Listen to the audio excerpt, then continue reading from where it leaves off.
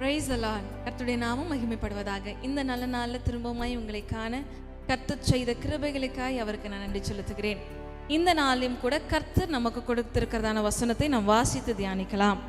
எரேமியாவின் புஸ்தகம் 31வது அதிகாரம் 4வது வசனத்தின் நடுப்பகுதியை நாம் வாசிக்கலாம். எரேமியாவின் புஸ்தகம் 31வது அதிகாரம் 4வது வசனம். மறுபடியும் உன்னை கட்டுவிப்பேன், நீ கட்டப்படுவாய். ஆமென். பிரியமான தேவஜனமே, கர்த்தர் இந்த நாள நமக்கு கொடுக்கிறதான வார்த்தை, நான் திரும்பவுமாய் உன்னை கட்டுவேன். ஆமென். யோபுவை கட்டின அதே ஆண்டவர், ரூத்தினுடைய வாழ்க்கையை கட்டின அதே ஆண்டவர் இந்த நாளில் நம்முடைய வாழ்க்கையும் உடைக்கப்பட்டிருக்கிறதான உங்களுடைய அலங்கத்தையும் அவர் கட்ட வல்லமை உள்ள தேவனாய் இருக்கிறார். யோபுவை குறித்து நம்ம வேதத்தில் வாசிக்கிறோம். எல்லாவற்றையும் இழந்த நிலைமை, தன்னுடைய பிள்ளைகள், தன்னுடைய ஆஸ்திகள் எல்லாவற்றையும் இழந்து உடைக்கப்பட்ட சூழ்நிலையில் இருந்த அவனை கர்த்தர் திரும்பவுமாய் கட்டினார். அவனுடைய வாழ்க்கையை இரட்டத்தனையான ஆசீர்வாதங்களோடு அவர் திரும்ப கட்டினார்.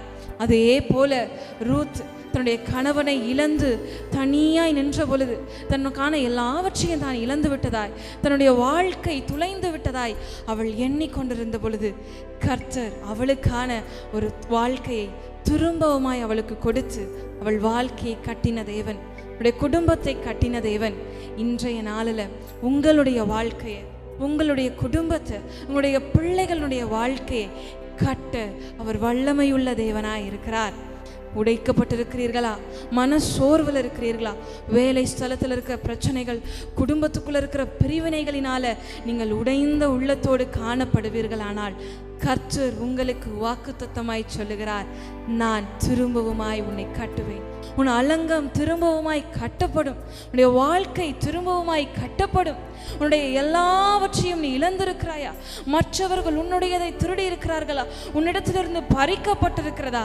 அவை எல்லாவற்றையும் நான் திரும்ப உன்னுடைய கரங்களில் கொடுத்து உன்னுடைய குடும்பத்தை, உன்னுடைய வாழ்க்கையை, உன்னுடைய சரீரத்தை திரும்பவுமாய் நான் கட்டுவேன். பலவீனத்தில் இருக்கிறீர்களா?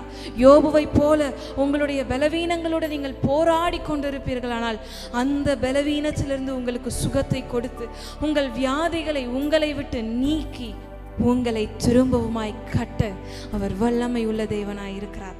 கர்த்தருடைய கரங்கள்ல நம்மை நாமே தாழ்த்தி ஒப்பு கொடுத்து, அப்பா, எங்களுடைய வாழ்க்கையை, எங்களுடைய பலவீனங்கள் இருந்து நீர் எங்களை கட்டுவீராக என்று அவரை நோக்கி கேட்போமா? கண்களை மூடி நம்மை தாழ்த்தி, ஆவியான தெய்வமே உமக்கு நன்றி அப்பா, இந்த நாளில் நீர் எங்களுக்கு கொடுத்திருக்கிறதான வார்த்தைக்காய் நன்றி.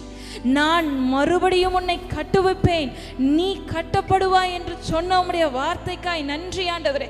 யோபுவனுடைய வாழ்க்கையை கட்டின தேவன், யோபுவனுடைய குடும்பத்தை கட்டின தேவன் அப்பா, இரட்டத்தனையான ஆசீர்வாதத்தை அவனுக்கு கொடுத்து அவனுடைய குடும்பத்தை கட்டின அதே தேவன் ரூத்துக்கு நல்ல ஒரு வாழ்க்கையை கொடுத்து அவளுடைய குடும்ப வாழ்க்கையை கட்டி எழுப்பின தேவன் அவளுக்கு சந்ததியை பெருக பண்ணி அவளுடைய சந்ததியிலே கிறிஸ்து பிறந்தார் என்று வேதம் சொல்லுகிறதே.